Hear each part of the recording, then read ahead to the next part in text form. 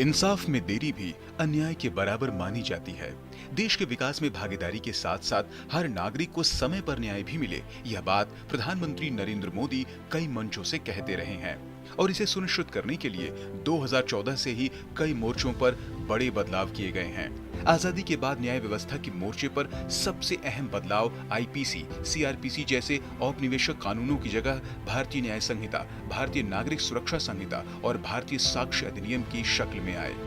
1 जुलाई 2024 से देश भर में लागू इन कानूनों ने तय समय सीमा में मुकदमों का निपटारा, दंड की जगह न्याय पर फोकस, महिलाओं और बच्चों के खिलाफ अपराधों में सख्त सजा और कोर्ट की कार्यवाही को आधुनिक और सरल बनाए रखना सुनिश्चित किया है। साथ ही आतंकवाद, संगठित अपराध, मॉब लिंचिंग, आर्थिक अपराध को लेकर सख्त सजा के प्रावधान किए गए हैं। राजद्रोह जैसे औपनिवेशिक शब्द को हटाकर देश के खिलाफ अपराधों के लिए सख्त सजा का प्रावधान किया गया है। वहीं छोटे अपराधों के मामले में पहली बार कम्युनिटी सर्विस को कानून का हिस्सा बनाया गया है।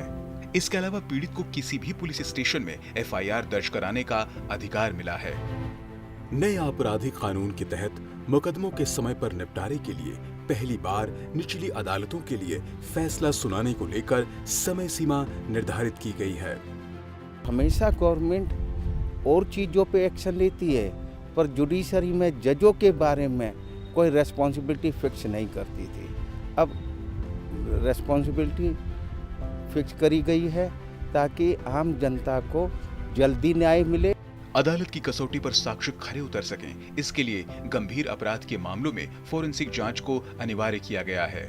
वकीलों और वादी के लिए डिजिटल माध्यमों से साक्ष्य व दूसरे दस्तावेज दाखिल करने की भी व्यवस्था दी गई है। सुप्रीम कोर्ट द्वारा 3 तलाक जैसी महिला विरोधी प्रथा को गैर कानूनी करार दिए जाने के बाद भी इसके जारी रहने को गंभीरता से लेते हुए मोदी सरकार ने मुस्लिम महिला विवाह अधिकार संरक्षण अधिनियम 2019 पारित किया।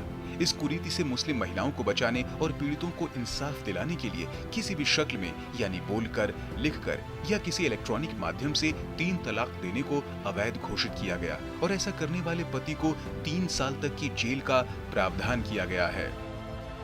नए कानूनों को लाने के अलावा ऐसे कानूनों को चिन्हित कर खत्म किया गया जो समय के साथ अप्रासंगिक हो चुके थे और बेवजह अदालतों के कामकाज पर बोझ बन रहे थे। मोदी सरकार ने ऐसे हजारों अप्रासंगिक केंद्रीय कानूनों को खत्म करने का काम किया। ई कोड परियोजना के तीसरे चरण में मोदी सरकार ने 7,210 करोड़ रुपए आवंटित करने का फैसला लिया, जो ई कोड के दूसरे चरण से 4 गुना ज्यादा है। 2023 से 2027 तक चलने वाले तीसरे चरण में कई तरह की डिजिटल पहल की जा रही है। इनका उद्देश्य अदालती कामकाज को पेपर रहित और डिजिटल बनाना, कोर्ट के मौजूदा रिकॉर्ड को डिजिटल करना, सभी अदालतों और जेलों में वीडियो कॉन्फ्रेंसिंग सेवा उपलब्ध कराना और अदालतों में ई सेवा केंद्रों की संख्या बढ़ाना जैसे कदम शामिल हैं। इन बदलावों से मोदी सरकार की कोशिश अदालत को लेकर ये धारणा बदलना है कि आम आदमी को अदालत से न्याय नहीं, तारीखें मिलती हैं। Bureau report, DD news.